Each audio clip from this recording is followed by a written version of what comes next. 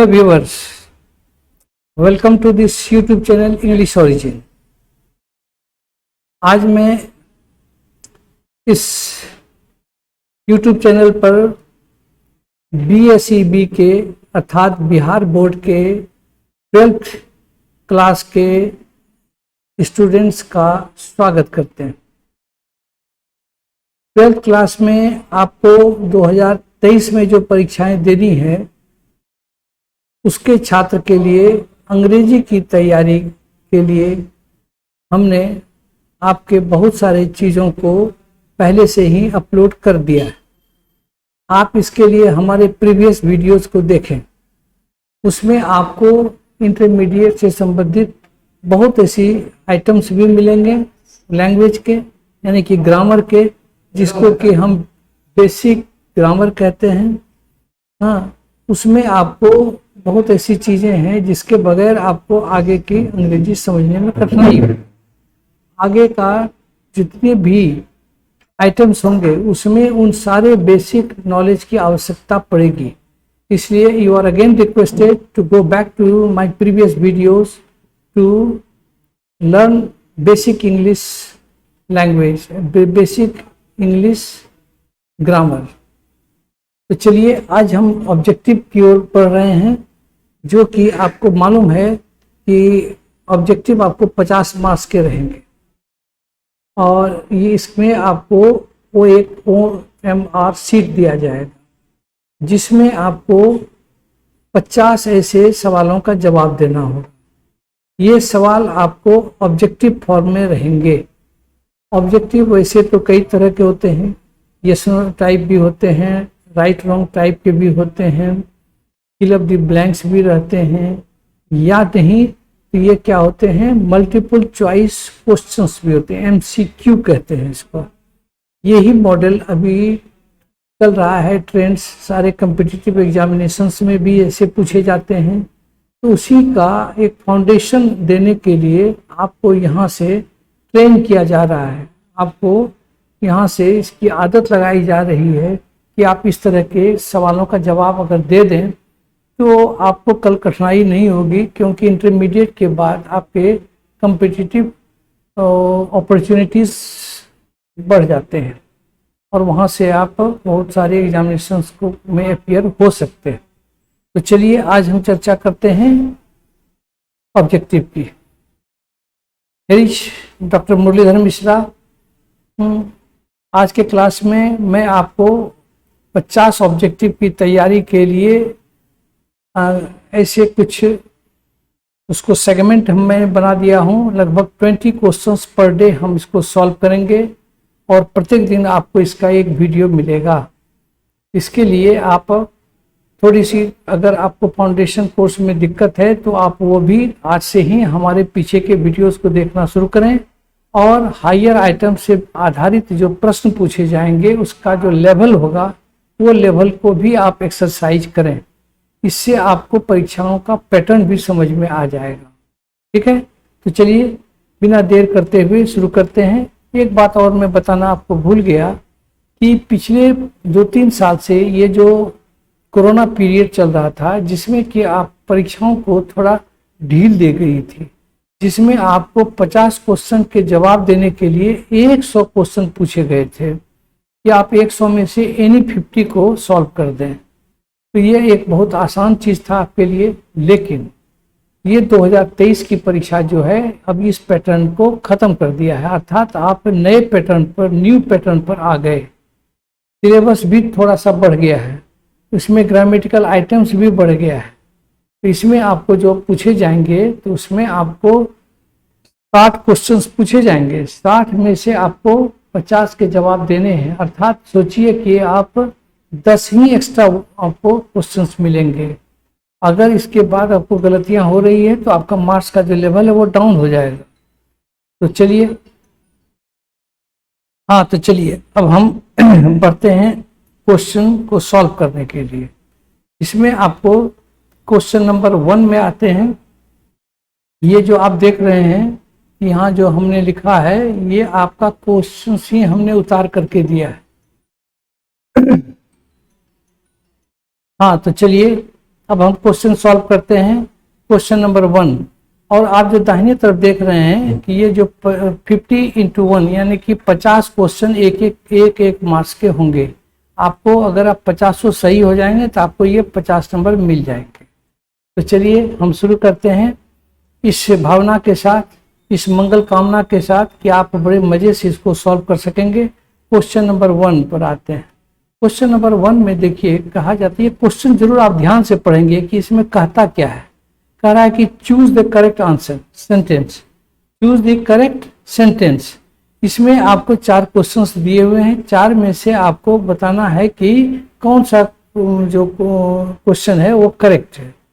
इसमें से जो करेक्ट होगा वही आपका आंसर होगा। तो इसमें कहा जा रहा है कि it is high time. It is high time का मतलब हो जाता है कि अब समय हो गया है, बिल्कुल। ही विल स्टार्ट अर्निंग, यानी कि उसके आमदनी के को शुरू करने का समय शुरू हो गया है। इस तरह के सवाल के लिए ये सामान्य स्टूडेंट को बिल्कुल नहीं जानते होंगे। आप यही जान लीजिए कि जब भी ऐसे वाक्य आते हैं इट इज हाई टाइम या इट इज टाइम अगर रहेगा तो यहाँ हमेशा पास्ट होगा। क्या होगा? पास्ट होगा। पास्ट होने का मतलब हुआ कि V2 लगेगा, ये ऑलवेज, या तो वाज होगा या वुड होगा, या नहीं तो वुड होगा, या नहीं तो विल होगा तो वुड हो जाएगा। तो आप यहाँ विल की जगह पर आप क्या करेंगे? वुड खोजेंगे। तो ये वुड होना चाहिए। अगर यहाँ वुड नहीं है तो ये गलत है। अब यहीं इसी में से आप देखिए कि वुड कहाँ है, कहीं नहीं है। तो ये इसका मतलब पास्ट यहाँ नहीं है। तो फिर हमको क्या देखना होगा? V2 चाहिए। तो आप यहाँ देखिए, यहाँ V2 है, इसका मतलब कि ये शुरू हो गया, ये सही है। और यहाँ देखिए आप, ये प्रेजेंट है तो ये गलत हो गया। ये देखिए ये भी प्रेजेंट है तो ये भी गलत हो गया। अर्थात आपका आंसर, ये इसका जो आंसर होगा वो बी होगा। एक का आंसर क्या हो जाएगा? एक का आंसर आप OMR शीट में क्या लिखेंगे? बी। अब चलिए क्वेश्चन नंबर 2 में आइए। क्वेश्चन नंबर 2 में जब जाएंगे हम, तो क्वेश्चन नंबर 2 में कहता है, सेंटेंस है, ही heard a noise, he got up.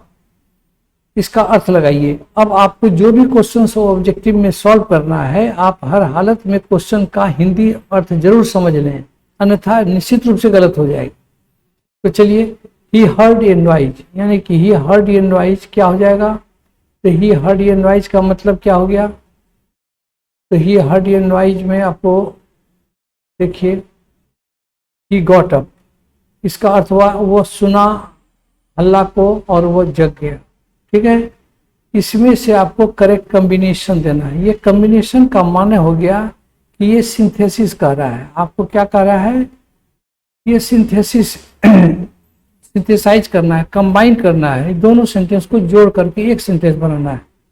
तो हैड से शुरू हो रहा है, ये वाक्य आपका नहीं चलेगा क्योंकि ये कंडीशनल वाक्य होता है। हैविंग, हियरिंग, अगर हैविंग होगा तो यहाँ V3 होना चाहिए, जो नहीं है, इसका मतलब ये भी गलत है। अगर as he heard a noise, जो ही वो सुना, जैसे ही वो सुना हल्ला, वो उठ गया, ये सही लगता है। हर्ड ए नॉइज ये बिल्कुल गलत है। V2 से कोई वाक्य शुरू नहीं होता। इस तरह से हम देख रहे हैं कि हमारा आंसर इसमें क्या हो जाएगा? एक का आंसर, एक का आंसर क्या हो जाएगा? एक का आंसर हो जाएगा सी। चलिए अब नेक्स्ट में चलते हैं। नेक्स्ट जो आंसर होगा, इस नेक्स्ट क्वेश्चन पर हम आते हैं। इसमें हम देख रहे हैं कि खाली ब्लैंक स्पेस है, और ये ब्लैंक स्पेस में हम क्या करेंगे? ब्लैंक स्पेस में हम क्या करेंगे? ब्लैंक स्पेस में हम बीवेयर द फॉल्स फ्रेंड्स, यहाँ जो आपको खाली जगह दिया हुआ है, यहाँ जो आपको खाली जगह दिया हुआ है, ये खाली जगह को आप ध्यान दीजिए। यहाँ आपको कुछ भरना है। तो मैं आपको बता दूं कि यहाँ आपको भरने के लिए खाली जगह में कोई फ्रेज लगेगा। अगर आप KP ठाकुर का ये practical guide to English grammar पढ़े होंगे तो उसमें अगर आप फ्रेज याद कर लें तो उसी में सेम सेंटेंस है यहाँ सेंटेंस एक ही है, वो है above all beware of false friend. ये कौन सा है तो देखिए, ये एबव ऑल यही है आपका आंसर उसमें। तो एबव ऑल है, नहीं तो इसको अर्थ लगा के देखिए। अगेन एंड अगेन का माने आप जानते हैं, अगेन एंड अगेन का माने जानते हैं आप, बार बार। एबव ऑल मतलब चाहे जो भी हो, या सबसे अधिक महत्व का बात, महत्व की बात। ऑल डे लॉन्ग मतलब होता है दिन भर, ऑल डे लॉन्ग का मतलब दिन भर। ऑल ओवर का माने क्या होता है, सभी जगह, सॉरी ये ऑल ओवर जो है, ये ऑल ओवर, ये आपका भी नहीं बैठा, ये भी नहीं बैठा, तो आपको कौन बैठ रहा है, आप देख रहे हैं आपको बैठ रहा है एबव ऑल। तो 3 का आंसर क्या हो जाएगा, बी। चलिए अब नेक्स्ट में चलते हैं हम, 4 में चलिए। 4 में कहते हैं पब्लिक ओपिनियन वाज डैश, यहाँ डैश फिर आ गया। Choose the correct option of, ये प्रीपोजिशन का प्रॉब्लम आ गया। अगर आप प्रीपोजिशन बनाए हैं तो आप यहाँ सुटेबल प्रीपोजिशन देने की बात सोचें। तो पब्लिक ओपिनियन वाज, अब ये इसका अर्थ हो गया कि जन विचार, यानी कि आम लोगों का जो विचार है, सार्वजनिक विचार जो है वो था बिल मतलब विधेयक के विरुद्ध। तो यहाँ विरुद्ध के सेंस में है। ऑफ मतलब का होता है, ये नहीं होगा। एबव मैंने के ऊपर, ये भी नहीं होगा। आफ्टर मैंने ये भी नहीं होगा, के बाद हो जाएगा। अगेंस्ट देते हैं तो ये सही हो जाता है। तो अर्थात डी वाला आंसर हमारा सही होगा। तो 4 का आंसर क्या हो जाएगा, डी। चलिए अब आगे बढ़ते हैं इसी तरह से, क्योंकि बहुत सारा क्वेश्चन सॉल्व करना है। Choose the correct spelled word. अब स्पेलिंग, करेक्ट स्पेलिंग भी आपको सीखना है। तो करेक्ट स्पेलिंग सीखने के लिए आपको बहुत ज़्यादा राइटिंग हैबिट होना चाहिए। जितना अच्छा आप लिखेंगे, लिखते रहेंगे, उतना अच्छा आपका स्पेलिंग भी कमांड होगा। क्योंकि कभी कभी आंखों को आदत लग जाती है करेक्ट स्पेलिंग को देखने का। अब यहाँ हम देख रहे हैं सीधा सीधी कि woollen is the correct answer. ये उलेन का ये स्पेलिंग गलत है, ये उलेन का स्पेलिंग ये भी गलत है, ये भी गलत है, यानी कि ए सही है। तो हम कह सकते हैं कि इसका आंसर क्या हो गया, ए। तो चलिए अब इसी तरह से हम आगे बढ़ते हैं। क्वेश्चन नंबर 6 में देखिए, choose the correct synonym. Synonyms का मतलब होता है पर्यायवाची शब्द। किसका, परफ्यूम का। परफ्यूम मतलब होता है जो हम लोग परफ्यूम वगैरह इस्तेमाल करते हैं, सेंट यानी कि सुगंध वगैरह का। तो सुगंध से संबंधित कोई ऐसा शब्द देखिए। वे मतलब रास्ता, नहीं होगा। सुगंध का रास्ता तो हो, सैनोनिम हो नहीं सकता है। प्लेन मतलब ये भी नहीं होगा, प्लेन माने समतल। और सेंट ये लगता है कि सही है। हंट मतलब शिकार करना, ये भी नहीं होगा, शिकार, यानी कि सी। यानी कि आप कह सकते हैं कि हम B is the correct answer. अब इसी तरह से हम आगे बढ़ते हैं, तेजी से चलते हैं, बहुत सारे क्वेश्चन सॉल्व करते हैं और इसका एक्सप्लेनेशन भी आपको मैं बता रहा हूँ। सैनोनिम ऑफ मेलोडियस, मेलोडियस मतलब म्यूजिकल होते हैं, मधुर कहते हैं। तो मधुर संगीत से इसका सेंस है। ये सैनोनिम मेलोडियस के लिए संगीत से संबंधित बातें आती है। तो फाइन तो नहीं चलेगा, जर्नी भी नहीं चलेगा, ग्रीप भी नहीं चलेगा, म्यूजिकल चलेगा। इसलिए म्यूजिकल सी आंसर सही है। तो हम कह सकते हैं सी इज द करेक्ट आंसर। तो चलिए ये भी हम हो गया। और एक चीज बता दूं कि आप जब कंपटीशंस वगैरह की तैयारी करेंगे तो उसमें एक जरूरत होती है, स्पीड टेस्ट होता है, उसको एसटी टेस्ट कहते हैं। एसटी का मतलब होता है स्पीड टेस्ट। आपको जितना फास्ट आप सॉल्व कर सकें, that matters in the case of competitive examinations. इसलिए आप इसको फास्ट सॉल्व करने का तरीका को भी आप यहाँ एक्सरसाइज कीजिए, तो अभ्यास कीजिए, आपको जल्दी हो जाएगा। तो चलिए मैं आता हूँ आपको क्वेश्चन नंबर 8 में। 8 में क्या कह रहा है कि लेट दिस बी डन। अब इसमें कह रहा है choose the correct active voice. Active voice मांग रहा है, ये बाय है तो इसका मतलब पैसिव में है, इसका एक्टिव क्या होगा। तो आप ऐसे सेंटेंस को देखिए, आप मी है तो मी को हम शुरू में हम क्या कहते लाना चाहेंगे। अगर नहीं तो आप यहाँ देखिए लेट से शुरू हो रहा है, तो लेट दिस बी डन। तो इसका एक्टिव क्या होगा, क्या होगा, लेट अस डू इट, ये हो जाएगा। लेट से शुरू होने वाले वाक्य ये हो जाता है। This is to be done, ये नहीं होगा। लेट मी डू दिस, ये भी नहीं होगा। लेट आई डू दिस, ये भी नहीं होगा। ये वाक्य जो है, ये दिस को हम क्या कर दिए हैं, शुरू में ले गए हैं, बात समझे। और यहाँ जो है लेट जो है से शुरू करते हैं और मी को हम यहाँ अस ले गए हैं, ये गलत हो गया। आपको यहाँ लाना होगा लेट मी डू दिस, ये सेंटेंस आपका सही है, सॉरी वो गलत हो गया, लेट मी डू दिस ये सही होगा। ये तो हम आपको इसको थोड़ा सा यहाँ से चलते हैं, इसको मिटा दूँ क्या कि ये गलत हो गया।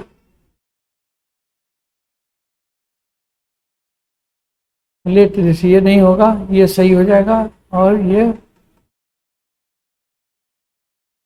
तो ये नहीं होगा क्या कि यहाँ अस आ गया है। आपको देना है लेट मी डू दिस, तो क्या हो जाएगा let this be done by me, me से होना चाहिए, सिंगुलर होना चाहिए, वहाँ प्लूरल था। अब चलिए 9 नंबर में चलिए, द अंटोनिम, अंटोनिम मतलब होता है विलोम शब्द, इसका माना होता है विलोम, विलोम का मतलब होता है विपरीतार्थक शब्द, विलोम शब्द, तो विलोम शब्द कहिए या विपरीतार्थक शब्द, विपरीतार्थक शब्द जिसका कि उल्टा हो। तो देखिए यहाँ मॉडर्न, मॉडर्न का उल्टा हम खोजेंगे, तो मॉडर्न का उल्टा क्या होगा एंशिएंट, एंशिएंट तो होगा नहीं, क्यों नहीं होगा, मॉडर्न मतलब आधुनिक, तो एंशिएंट नहीं ना हो जाएगा। हाँ, रिसेंट मतलब हाल का, ये गलत हो जाएगा। अपडेट मतलब अभी का, ये कंटेम्पोररी समकालीन, ये भी नहीं होगा। मॉडर्न का सीधा सीधी होता है कौन एंशिएंट, तो आंसर ए हो गया, इसका आंसर ए हो गया, और इसका आंसर 8 का आंसर हमने लिखना छोड़ दिया, तो ये सी होगा। तो आगे बढ़ते हैं इसी तरह से 10 में आइए, the teacher set some homework dash the end of the lesson, choose the correct preposition. तो क्या है, the teacher set some homework, क्या होगा अबाउट होगा, देखिए अबाउट मैंने के बारे में नहीं होगा, of homework, of the end ये भी नहीं होगा, इन द एंड ये भी नहीं होगा, क्योंकि at the and he phrase होता है, तो यहाँ क्या हो जाएगा एट, यानी कि इसका आंसर हो जाएगा डी। ठीक है, आज आपको यही 10 ही सॉल्व किया, लेकिन विथ एक्सप्लेनेशन। आप इसी तरह से एवरीडे एक्सरसाइज करेंगे तो धीरे धीरे आपको आदत लग जाएगी, बहुत फास्ट कर लेंगे, जल्दी कर लेंगे, और ये आदत आज अगर लग गई तो समझिए कि कल आपके लिए कंपटीशन भी दूर नहीं है। इसलिए ये काम तो आप कीजिए ही, और इसमें याद रखिए इसमें मार्क्स कटता नहीं है, मार्क्स जब नहीं कटता है तो समझिए कि आपको इस पर एकदम समझ लीजिए कि मैथमेटिकल मार्किंग होता है, करेक्ट तो 1, इनकरेक्ट तो 0 मिलेगा, तो वो नहीं तो 0। इसीलिए आप इसको निश्चित रूप से अभ्यास कीजिए, बार बार कीजिए, एकदम ठीक हो जाएगा। Wish you all the best, thank you very much. अगर मेरा ये एक्सप्लेनेशन आपको अच्छा लग रहा हो तो आप इसको लाइक भी कीजिए और हमारे चैनल को सब्सक्राइब कीजिए। मैं 12th के लिए एक से एक बढ़िया डिस्टिंग्विश्ड मटेरियल आपको देने जा रहा हूँ, जिसको कि आपने कहीं नहीं देखा होगा। ऐसी ऐसी चीज़ें मैं आपको बताऊंगा with my long experience of teaching. Thank you very much.